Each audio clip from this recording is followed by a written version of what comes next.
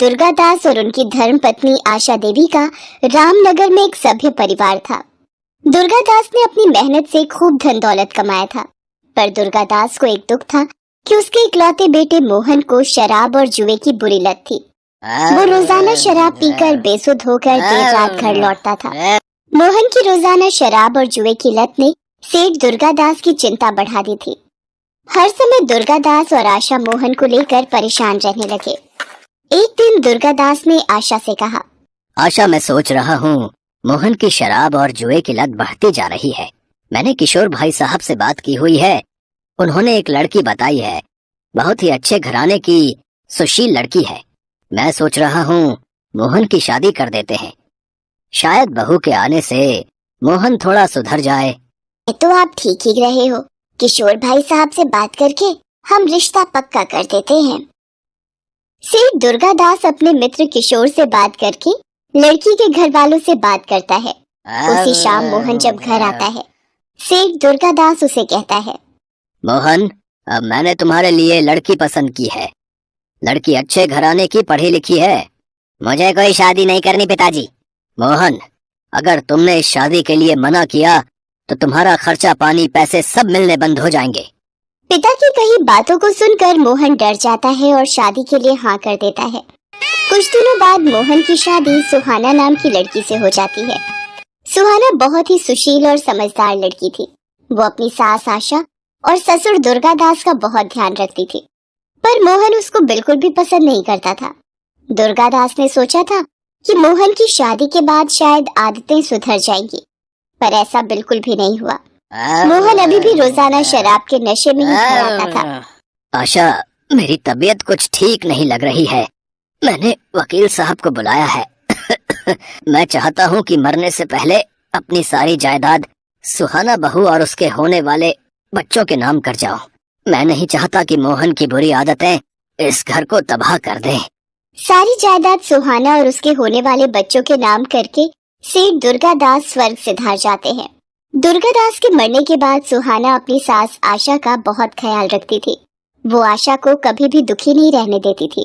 एक दिन, माँ जी, ये लीजिए आपका हल्दी वाला दूध।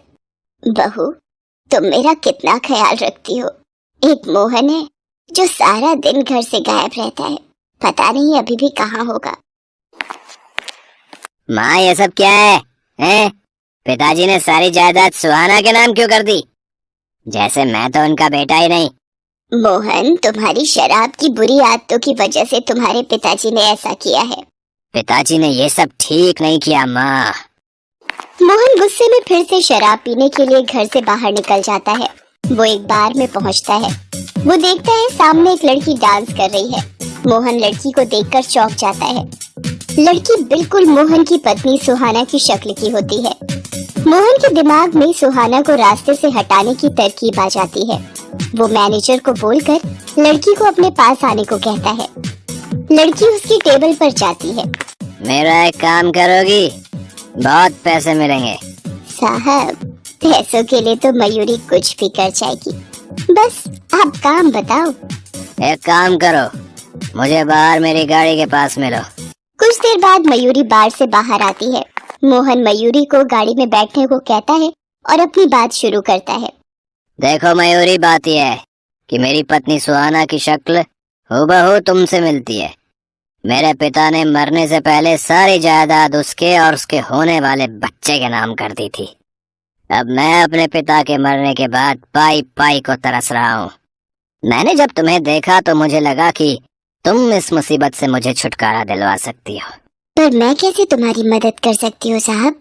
मयूरी, मैं अपनी पत्नी को हमेशा हमेशा के लिए इस दुनिया से विदा कर दूंगा। उसके बाद तुम सुहाना की जगह मेरे घर में मेरी बीवी बनकर आओगी। तुम्हें देखकर माँ भी नहीं पहचान पाएगी कि असली बीवी तुम नहीं हो। मैं तुम्हें 1-2 दिन में लेने आऊंगा, फिर हमारा खेल शुरू होगा। तुम जायदाद के कागजात पर नकली साइन करके सारी जायदाद मेरे नाम कर दोगी। मैं तुम्हें तुम्हारे हिस्से के पैसे दे दूंगा। उसके बाद तुम अपने रास्ते और मैं अपने रास्ते। मोहन मयूरी से बात करके घर चला जाता है। उसे पता था कि उसे आगे क्या करना है। सुहाना, ये देखो गोवा की टिकट। तुम पिताजी के जाने के बाद कब से घर की जिम्मेदारियों को पूरा करने में लगी हो। मैंने सोचा हम हनीमून पर भी नहीं गए तो अब हो आते हैं। तुम पैकिंग कर लो, कल की टिकट है। पर माँ जी को अकेला छोड़कर हम कैसे जा सकते हैं? बहू, मुझे पता है तुम मेरा बहुत ख्याल रखती हो, पर मोहन का भी तो तुम्हारे लिए कुछ फर्ज बनता है, और ये तुम्हें घुमाने ले जा रहा है तो मुझे बड़ी खुशी होगी। तुम दोनों हमेशा खुश रहो मेरे बच्चों। मोहन सुहाना को गोवा ले जाता है और एक जहाज किराए पर लेता है और मौका देखकर। सुहाना देखो, वो मछली कितनी सुंदर है। कहाँ? मुझे तो दिखाई नहीं दे रही। अरे थोड़ा नीचे देखो। मोहन बचाओ, मैं डूब जाऊंगी। मोहन सुहाना को समुद्र में धक्का दे देता है। सुहाना बचाओ बचाओ चिल्लाती रहती है, पर वो उसकी आवाज को अनसुना करके चला जाता है और गोवा से सीधा वापस रामनगर आ जाता है और मयूरी के घर जाता है। अब तुम्हारे नाटक का वक्त आ गया है, मेरे साथ चलो। मोहन मयूरी को सुहाना बनाकर घर पहुंचता है। सुहाना बिना आशा के पैर छुए मोहन के साथ कमरे में चली जाती है। आशा को अजीब लगता है, पर दोनों को एक साथ खुश देखकर वो कुछ नहीं बोलती। एक दिन, ये आजकल सुहाना बहू को क्या हो गया है? जब से गोवा से आई है कुछ पतली पतली सी है, न पूजा पाठ करती है न चाय नाश्ता बनाती है, हमेशा अपने कमरे में ही रहती है। एक बार पूछ कर आती हूँ, शायद तबीयत ठीक ना हो। सुहाना बहू, आजकल बड़ी देर तक सोती हो, तबीयत तो ठीक है तुम्हारी? ए बुढ़िया, मेरी नींद खराब मत कर, मैं बिल्कुल ठीक हूँ, और जल्दी उठो या देर तक सो। तेरे बाप का क्या जाता है, यहाँ से जा और मुझे सोने दे। आशा कमरे से रोती हुई बाहर आ जाती है। उसे यकीन नहीं होता कि सुहाना इतनी कैसे बदल गई। मोहन कई बार मयूरी को जायदाद के कागजात पर नकली साइन करने की बात कह रहा था, पर वो बार बार टाल देती थी। एक दिन, मयूरी, मैं कितने दिनों से तुम्हें बोल रहा हूँ कागजात पर साइन कर दो, पर तुम इतने दिनों से टाल रही हो। अगर तुमने ज्यादा समझदारी दिखाई या कोई हेरा फेरी की तो याद रखना, मैं तुम्हें इस घर में सुहाना बनाकर ला सकता हूँ तो निकाल भी सकता हूँ। अरे डार्लिंग पतिदेव, वो अभी मैं नकली साइन की प्रैक्टिस कर रही हूँ, जैसे ही सीख जाऊंगी कर दूंगी। मोहन गुस्से में वहाँ से चला जाता है। मयूरी के बॉयफ्रेंड सतीश का फोन आ जाता है। अरे मेरी जान मयूरी, कहाँ हो आजकल? बाहर में भी नहीं दिखती। बस समझ लो एक मुर्गा फंसाया है जिसे हलाल करना बाकी है बस। मयूरी सतीश को सारी बात बताती है और शराब पीने के लिए घर आने को कहती है। कुछ ही देर में सतीश अपने कुछ दोस्तों के साथ मोहन के घर आ जाता है। मयूरी सतीश और उसके दोस्तों के साथ शराब और सिगरेट का नशा करने लगती है। इतनी देर में आशा आ जाती है और वो मयूरी से कहती है, सुहाना बहू, ये सब क्या चल रहा है और ये लोग कौन है? तुम इन गुंडे लोगों के साथ बैठकर शराब और सिगरेट पी रही हो? तुम्हें शर्म नहीं आती? इस घर की बहू होकर तुम ये हरकत कर रही हो। आने दो मोहन को जरा। ए बुढ़िया, तू क्या बताएगी अपने बेटे को? वो खुद ही गलत है, और मेरे दोस्तों को तूने गुंडा बोला, तुझे तो मैं अभी बताती हूँ। मयूरी, तुमने मेरी माँ पर हाथ उठाया, मैं तुम्हें जिंदा नहीं छोड़ूंगा। निकल जा मेरे घर से। तुम्हारा घर? एक सेकेंड, तुम्हें शायद कोई गलत फहमी हो रही है मिस्टर मोहन। ये घर तो कब का मेरे नाम हो चुका है, यानी कि सुहाना के नाम। निकलोगे तो अब तुम दोनों माँ बेटे। इन्हें जिंदा मत छोड़ो मयूरी, इन दोनों माँ बेटों को जान से मारना ही ठीक रहेगा। जिंदा रहकर ये हमारे लिए खतरा बन सकते हैं। मैं इन लोगों के साथ जाकर दोनों माँ बेटों को खाई से नीचे फेंक देता हूँ। इनकी लाश को पुलिस के कुत्ते भी नहीं ढूंढ पाएंगे। हाँ, ये ठीक रहेगा, इन दोनों को मारना ही सही है। मोहन, ये सब क्या है? ये मयूरी है तो मेरी बहू सुहाना कहाँ है? मेरी बहू सुहाना कहाँ चली गई? तुम्हारी बहू सुहाना को तो तुम्हारा बेटा कब का जान से मार कर आ चुका है। गोवा में इसने उसे समुद्र में फेंक दिया था। मोहन, तुझे बेटा कहने में मुझे शर्म आती है कि मैंने तुझे अपनी कोख से जन्म दिया। तू मेरा बेटा कहलाने लायक नहीं है। आशा रोने लगती है। सतीश और उसके साथी आशा और मोहन को पकड़कर ले जाने लगते हैं। तभी पुलिस आ जाती है। गिरफ्तार कर लो इन लोगों को।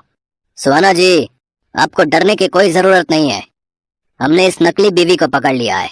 सुहाना, मेरी बहू, तुम जिंदा हो, ईश्वर का लाख लाख शुक्र है।